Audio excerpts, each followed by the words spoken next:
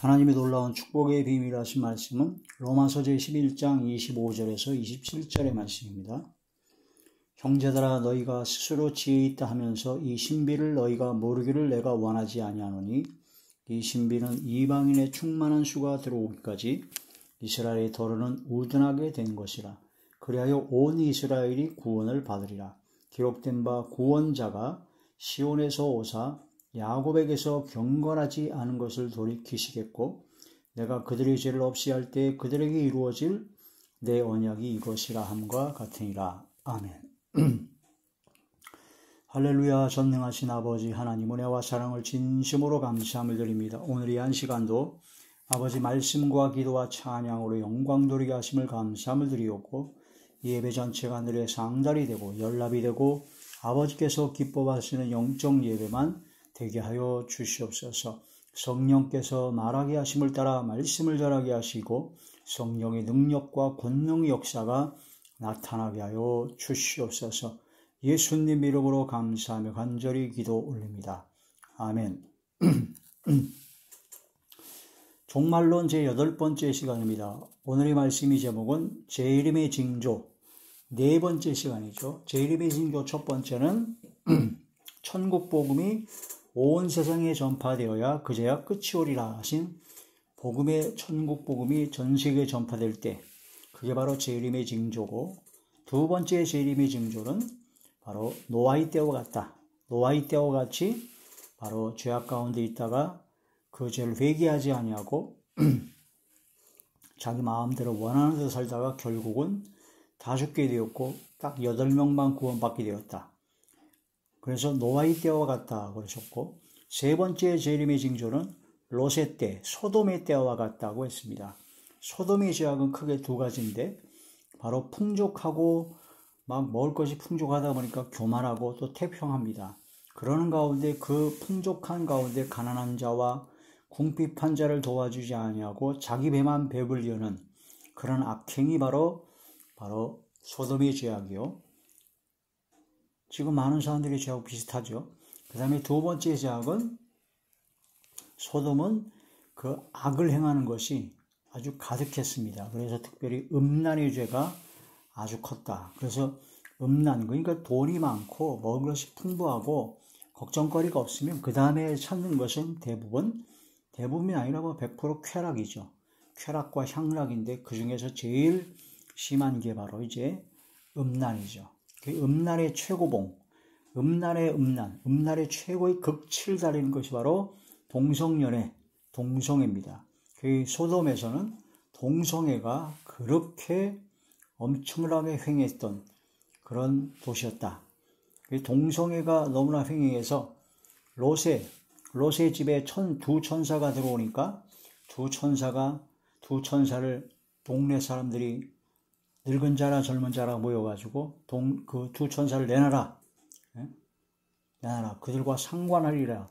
동성애 남색을 하겠다고 공공연하게 이웃집에 찾아온 손님을 그렇게 강탈해가지고 강간을 하고 남색을 하겠다고 하는 것을 공공연하게 자행할 정도로 그 도시의 풍속이 음란하고 무법한 자의 아주 음란한 행실이 가득했던 곳이 바로 소돔이었다.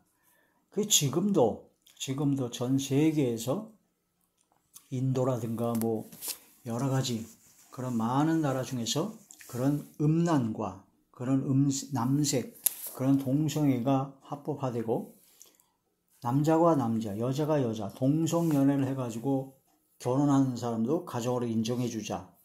또 동성연애로 인하여 차별을 받지 않도록 동성애를 국가적 법적으로 합법화시키는, 동성애가 안 좋다, 죄다라고 하면 그건 바로 차별이다 그래가지고 법적으로 처벌할 수 있는 아예 규정을 만들어버린 그런 세계가 지금 유럽 전역이 그렇고 미국도 점점 그렇고 전 세계가 점점 그렇게 바꿔지고 있습니다. 그래서 점점 소돔화되고 있다. 소돔처럼 마지막 때가 되면 그냥 공공연하게 동성연애가 완전히 자행될 수도 있다라는 그런 얘기가 되죠. 우리나라도 박원순 서울시장 때 매년마다 그냥 동성애자들이 모여가지고 축제를 벌이는 경우가 매년마다 있었습니다. 서울시장의 공간 내에 있는 서울시장의 시청사에 있는 그런 여기 동성애 관련된 그걸 전시하게 하지 않나? 중학교나 초등학교나 학교 교과서에도 그런 것이 다 나오게 되고, 미국이나 유럽이나 동성애가 합법한 나라들은 아주 더 심합니다. 엄청나게 심하죠. 지금도 우리나라가 차별금지법, 동성애를 합법화하시고자 하는 그런 시도가 매년마다 수도 없이 일어납니다. 이러한 때 소돔과 같은 그런 전철을 밟지 않기 위해서 우리나라도 끝까지 하나님의 말씀을 지키고 수호하고 믿음의 선한 싸움을 싸워야 될 것입니다. 그 마지막 때 재림의 징조가 바로 소돔의 때와 같다. 그러니 소돔의 때와 같이 지금 전 세계가 진짜 거의 진짜 소돔처럼 변하고 있다라고 해도 과언이 아닐까라는 말씀이 됩니다. 그게 재림의 징조입니다. 죄가 가득히 차고 넘쳐서 하나님의 심판이 올 수밖에 없는 그런 상황이 되겠다. 그런 말씀이 되죠. 그 다음에 네 번째 재림의 징조는 무엇이냐? 온 이스라엘이 구원을 받게 되는 겁니다.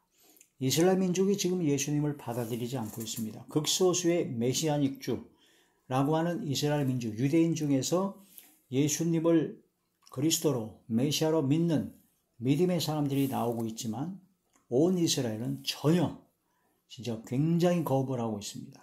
굉장히 거부를 하고 있죠. 그런데 마지막 때가 되면은 온 이스라엘이 구원을 받게 될 것이다. 이스라엘 민족이 바벨론 70년간 포로로 생활할 때 므낫세 왕이 엄청난 우상 숭배와 무지한 자의 피를 흘린 그 죄값의 보응으로 무려 70년간의 바벨론 포로 생활을 통해서 전 여러 나라에 흩어져 버렸습니다. 그 예루살렘이 황폐해졌죠. 그러다가 70년 약속하신 그 날짜가 딱 기한이 참에 고레스 왕을 통해서 이스라엘 민족이 다시 돌아오게 돼서 예루살렘 성과 성전을 다시 건축하고 개축하고 보수하는 자리에 들어갔었습니다. 그런 것처럼 마지막 때 예수님께서 천국 복음을 전파하시러 이 땅에 오셨는데 예수님을 유대인들이, 바리새인, 서기관들이 하나님을 잘 믿는다고 하는 그들이 예수님을 십자가에 못 박아 죽여버렸습니다. 그리고 살인 강도한 바라바를 놔줘버렸죠. 무지한 죄의 피를 흘린 그 죄값은 상상을 초월합니다. 므낫세가 흘린 여러 명의 무지한 죄의 피를 흘린 죄값으로도 우상 숭배로서 바로 바벨론 70년 생활 포로로 생활했는데 바로 예수님, 하나님의 독생자, 바로 전능하신 하나님이신 바로 예수 그리스도를 중상모략을 해서 십자가에 못 박아 죽여버렸습니다. 무지한 죄의 피를 흘린 것이요, 예수님을 죽여버린 그 모든 죄값을 누가 받겠냐고 빌라도 총독이 얘기했을 때 우리와 우리 자손들이 받겠습니다 라고 유대인들이 소리 질러가면서 완전히 미친 듯이 예수님을 십자가에 못 박아 죽이라고 광분했던 자들이었습니다. 그 모든 죄값으로 인해서 바로 이스라엘 민족은 예수님 십자가 못 박혀 돌아가신 이후 약 30-40년 만에 로마의 디토 장군을 통해서 예루살렘에 함락이 되고 예루살렘 성전이 완전히 짓밟히게 됩니다. 완전히 돌 하나도 돌 위에 남지 아니하고 다 완전히 전멸해버리고 다 무너져버리게 된 경우가 생겼습니다. 그러고 나서 이스라엘 민족은 전 세계에 흩어져 버렸습니다. 그 전 세계에 흩어져 버려서 바벨론 70년의 생활, 70년이 지나서 돌아오는 것이 아니라 무려 한 2000년 가까운 세절에 1948년에 이스라엘 민족이 독립을 하게 됩니다. 상상도 할 수 없었던 기적 같은 일이, 기적인 일이 하나님의 역사로 이루어졌죠. 그래서 이스라엘 민족이 독립을 하게 되는데 그때 당시 이스라엘 민족이 있었던 예루살렘, 이스라엘 민족 그 땅은 완전히 황폐해서 농사를 지을 수 없을 뿐만 아니라 생물이 살아날 수가 없는 그런 완전히 황폐한 땅이었습니다. 그런 땅에 이스라엘 민족이 돌아오기 시작한 겁니다. 이스라엘 민족 고국으로 돌아오게 된 거죠. 이게 바로 하나님의 말씀의 약속대로 말년에 바로 하나님께서 하나님의 성전살이 굳게 설 것이요 하나님께서 고국으로 다시 돌아오게 할 것이다라는 그 말씀이 예언대로 이루어지고 있습니다. 1948년도에 그렇게 이루어졌고 지금까지 6.1 전쟁, 중동 전쟁, 수많은 전쟁을 통해서도 상상도 할 수 없는 방법으로 이스라엘 민족을 독립을 유지시켜 주셨고 강성해졌고 나라가 점점 넓어졌습니다. 그래서 지금 유일하게 남은 게 예루살렘 그 지역만 남았죠. 그 예루살렘에는 그 가운데 예루살렘 성전이 있던 그 자리가 있는데 그 성전이 이방인들에게 무려 2000년 가까이 짓밟혔는데 그 중에서 그 성전에 모슬람 사원, 이슬람 사원이 있어가지고 바로 하나님의 성전이 완전히 짓밟히게 되는 그런 역사가 지금까지도 이루어지고 있습니다. 근데 마지막 재림의 징조, 하나님의 심판의 징조가 바로 말일에 성전산이 굳게 설 것이고 거기로 수많은 사람들이 모여들 것이다. 그런 말씀의 예언대로 지금 착착 진행되어지고 있다. 그 말일에 바로 재림의 징조는 온 이스라엘이 구원을 받게 되는 것이다. 그래서 예루살렘과 온 유대와 사마리아와 땅끝까지로 복음의 증인이 되는데 진정한 땅끝은 어디냐? 다시 또 예루살렘으로 돌아오는 겁니다. 이스라엘 민족에게 복음이 전파되는 겁니다. 이스라엘 민족이 실패하고 이스라엘 민족이 하나님 앞에 버림받고 이스라엘 민족이 황폐해지는 그걸 통해서 이방인의 복음의 역사가 시작되었습니다. 그래서 마지막 때가 되면 이방인의 충만한 수가 차기까지 그 이방인 중에서 하나님께서 원하시는 그 뜻과 섭리대로 충만한 숫자가 구원받기까지 이스라엘 민족은 황폐되어지고 이스라엘 민족의 이방인들의 충만한 수가 이제 구원을 받게 되면 그때 온 이스라엘이 구원을 받게 되는 놀라운 역사가 일어나게 됩니다. 그게 바로 마지막 재림의 징조다. 지금 점점 메시안 역주가 많아지고 있습니다. 그래서 이 마지막 때 우리는 재림의 징조를 우리는 한눈으로 보고 있습니다. 바로 유튜브라든가 실시간으로 지속되는 그런 여러 가지 뉴스와 그런 모든 걸 통해서 그냥 그 지식으로 한눈에 다 보고 있죠. 이 마지막 때 주님 오실 날이 점점 가까워졌다는 것을 다시 한번 확실하게 느껴질 수가 있게 됩니다. 말일에 마지막 때는 여호와의 전의 산, 바로 성전산에 하나님의 성전이 다시 세워집니다. 그리고 그것으로 전 세계의 많은 사람이 몰려들게 되죠. 그게 마지막 때의 징조다. 이게 바로 재림의 징조입니다. 재림의 징조 네 번째, 온 이스라엘이 구원을 받게 될 것이다. 자, 로마서 11장 25절 본문의 말씀을 다시 보시게 되면 형제들아 너희가 스스로 지혜 있다 하면서 이 신비를 너희가 모르기를 내가 원하지 아니하노니 이 신비는 이방인의 충만한 수가 들어오기까지 이스라엘의 도로는 우둔하게 된 것이라. 이방인의 충만한 수가 들어오기까지 이스라엘 민족이 우둔하게 됐다. 그리하여 온 이스라엘이 구원을 받으리라. 로마서 제 11장 12절의 말씀 보시면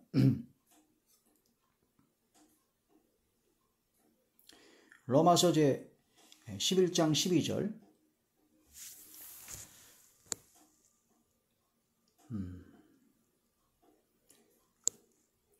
10절부터 11절부터 보시겠습니다. 로마서 11장 11절 그러므로 내가 말하노니 그들이 넘어지기까지 실족하였느냐 그럴 수 없느니라. 그들이 넘어짐으로 이스라엘 민족이 넘어짐으로 구원이 이방인에게 이르러 이스라엘로 시기나게 함이라.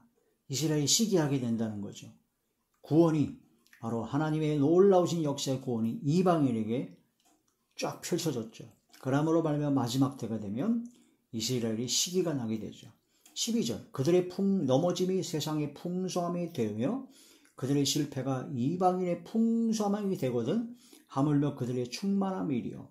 바로 이스라엘 민족이 넘어짐으로 말미암아 세상이 풍성하게 됐습니다. 세상에 복음의 역사가 펼쳐지게 되었고 그들의 실패가 이스라엘 민족의 실패가 이방인의 풍성함이 되었는데 하물며 그들의 충만함이요. 이스라엘 민족이 다시 돌아와 회복하고 예수님 믿고 구원받는 충만한 역사가 이렇게 되면 얼마나 하나님께 기뻐하시겠느냐. 13절 내가 이방인인 너희에게 말하라. 로마는 이방인이죠.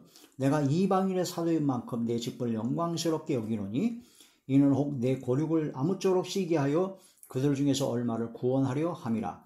그들을 버리는 것이 세상의 화목이 되거든 그 받아들이는 것이 죽은 자 가운데 살아나는 것이 아니면 무엇이리요. 제사는 처음 익은 곡식가루가 거룩한 적 떡덩이도 그리하고 뿌리가 거룩한 적 가지도 그리하니라. 또한 한 가지 얼마가 꺾였는데 돌감남나무였던 이방인이었던 네가 그들 중에 접붙임이 되어 참 감람나무 뿌리의 진액을 함께 받는 자가 되었은즉 그 가지들을 원래의 그 가지들은 이스라엘 민족을 향하여 자랑하지 말라. 자랑할지라도 네가 뿌리를 보존하는 것이 아니요 뿌리가 너를 보존하는 것이니라. 그러면 네 말이 가지들이 꺾인 것은 나로 접붙임을 받게 하려 함이라 하리니 옳도다. 그들은 믿지 아니함으로 꺾이고 너는 믿음으로 섰느니라. 믿지 아니한 이스라엘 민족은 꺾였습니다. 원래 가지였는데 참감람나무.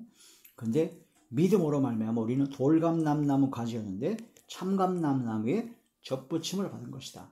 그러므로 높은 마음을 품지 말고 도리어 두려워하라. 21절 하나님이 원래의 가지들도 아끼지 아니하였은즉 너도 아끼지 아니하시리라. 그러므로 하나님이 인자하심과 준엄하심을 보라. 넘어지는 자들에게는 준엄하심이 있으니 너희가 만일 하나님의 인자하심에 머물러 있으면 그 인자가 너희에게 있으리라. 그렇지 않으면 너도 찍히는 바 되리라. 교만 떨지 말라는 거죠.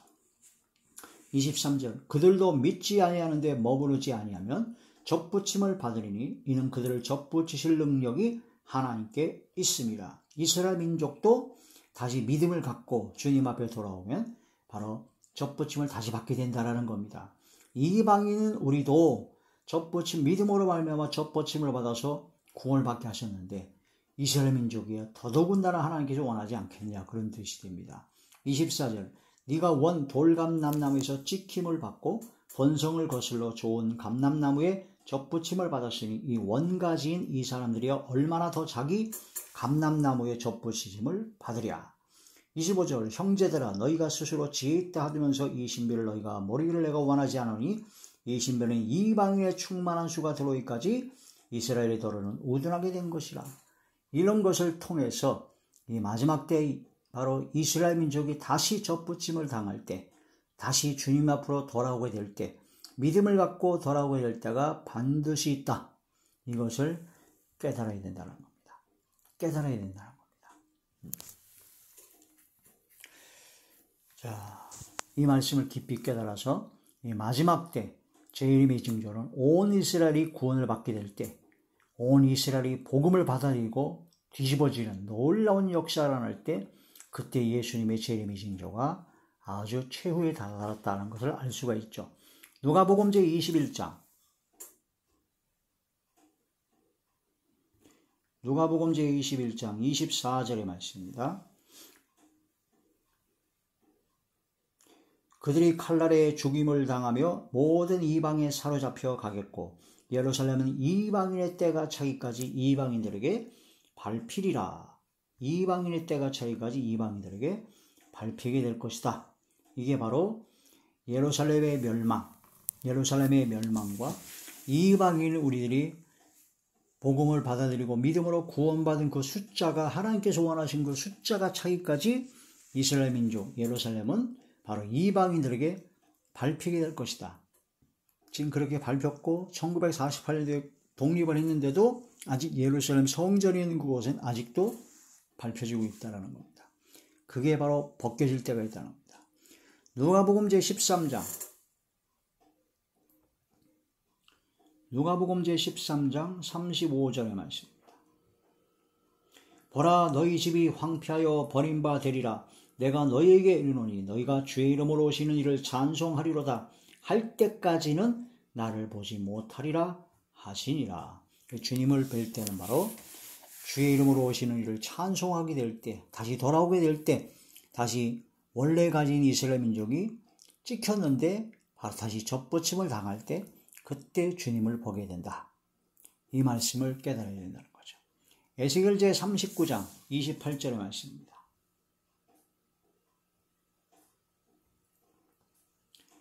에스겔 제39장 28절 전에는 내가 그들이 사로잡혀 여러 나라에 일게 하였거니와 후에는 내가 그들을 모아 고국 땅으로 돌아오게 하고 또 그 한 사람도 이방에 남기지 아니하리니 그들이 내가 여호와 자기들의 하나님인 줄을 알리라. 그래서 이스라엘 민족이 바벨론에서 다시 돌아오게 됐습니다. 그런 것처럼 바벨론 포로 생활하듯이 이스라엘 민족이 예수님을 십자가에 못 박고 난 다음에 전 세계에 흩어졌는데 다시 돌아오게 할 때가 있다. 그게 바로 마지막 때다. 이 말씀을 깨달아야 됩니다. 에스겔 제38장 8절의 말씀입니다.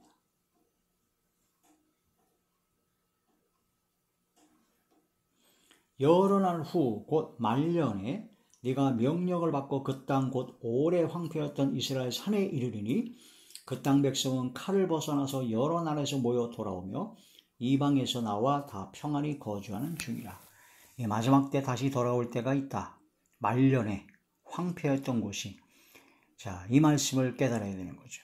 마지막 때 하나님의 성전산이 굳게 설 때가 온다. 이사야 제2장 이사야 제2장에서 2절 3절 말일에 여호와의 전의 산이 모든 산 꼭대기 위에 굳게 설 것이요 모든 작은 산 위에 뛰어나리니 만방이 그리로 몰려들 것이라. 3절 많은 백성이 가며 이르기를 오라 우리가 여호와의 산에 오르며 야곱의 하나님의 전에 이르자 그가 그의 길을 우리에게 가르치실 것이라. 우리가 그 길로 행하리라 하리니 이는 율법이 시온에서부터 나올 것이요 여호와의 말씀이 예루살렘으로부터 나올 것이니라. 할렐루야. 그래서 마지막 때 말일에 하나님이 여호와의 전에 성전산입니다. 그게 굳게 설 것이다. 이 말씀이 예언을 믿기 때문에 이스라엘 민족이 예루살렘 거기에 하나님의 성전이 다시 세워질 것이다.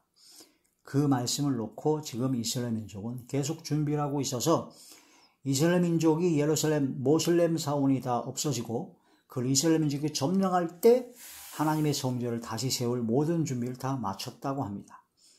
그때 이제 만방이 다 모여들게 되죠. 이스라엘 민족이 전 세계에 흩어져 있는 이스라엘 민족이 하나님의 성전으로 성전사로 다 모여들게 됩니다. 그때가 바로 마지막 때 재림의 징조다. 그러고 나서 거기에서 놀라운 하나님의 역사로 예수님을 주님으로 영접하는 구원받는 접붙임을 방하는 온 이스라엘이 구원을 받는 놀라운 역사가 있게 된다. 그게 마지막 때 재림의 징조요. 마지막 때 말세의 징조다. 이 모든 것이 되는 것을 보거든 바로 마지막 때 주님이 오실 날이 가까운다는 더욱더 깨달아 더욱더 깨어 기도하고 우리가 승리하는 삶을 살아야 됩니다. 이방인들인 우리가 이제 해야 될 것이 있는데 그것은 뭐냐? 바로 이스라엘 민족 예루살렘을 사랑해야 됩니다. 그들을 위해서 기도해야 됩니다. 그들은 하나님께 버림받은 것 같지만 하나님께서는 버리지 아니하시고 다시 회복하게 하실 것입니다. 원래의 가지들이었습니다. 그래서 우리는 이방인으로서 접붙임을 받은 가지이기 때문에 원래의 가지와 함께 참감남의 진액을 받아 열매를 맺어야 된다는 거죠. 그래서 이방인의 교회, 그 다음에 이스라엘 민족의 교회, 그게 바로 온 이스라엘입니다. 온 이스라엘이 구원을 받는다. 그런 얘기는 원래의 이스라엘 민족이 구원을 받고 믿음으로 구원을 받는 얘기가 되는 것이고 이방인 우리가 예수님을 통해서 믿음으로 구원받은 예수 그리스도의 것이 된다면 갈라디아 3장에 예수 그리스도의 것은 바로 아브라함의 자손이다. 바로 이스라엘이다 라고 말씀하신 것과 같다라는 겁니다.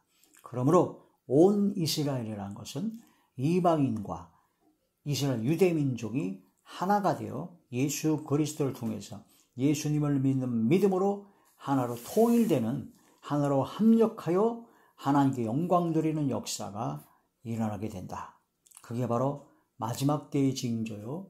마지막 때 재림의 징조, 마지막 때의 징조라는 것입니다. 그러한 때가 이제 얼마 남지 않았고 주님 오실 날이 얼마 남지 않았으므로 더욱더 우리는 이스라엘 민족 예루살렘을 사랑하고 그들을 위해서 기도해야 됩니다.